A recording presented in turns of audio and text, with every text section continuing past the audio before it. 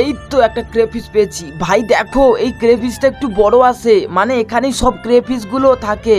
হ্যাঁ রে ভাই, চল বেশি দেরি না করে আজকে ক্রেফিস গুলো ধরার জন্য একটা পাইপ দিয়ে ফান তৈরি, এই পাইপের মধ্যে একটা মেটেকে লাগিয়ে দিই, তাইলে ক্রেফিস গুলো অনেকগুলো চলে আসবে। এই তো পাইপটাকে জলের মধ্যে একদম সেট করে দিয়েছি, এবার শুধু অপেক্ষার সময়। বাস এইবারে ভাই দেখা যাক কতগুলো ক্রেফিস আছে।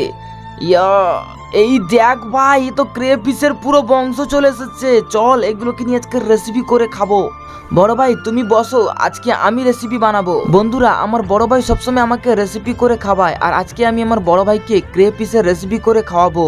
যতক্ষণে আমাদের এই রেসিপিটা কাজ কমপ্লিট হচ্ছে, আপনারা কি করছেন একটা লাইক করেন আর চ্যানেলটিকে সাবস্ক্রাইব করে দেন, আর কমেন্টে জানান আপনাদের প্রিয় খাবারের নাম। বড় ভাই ক্রেফিসের রেসিপি একদম কমপ্লিট, এবার গরম গরম আমি একটু খেয়ে দেখি।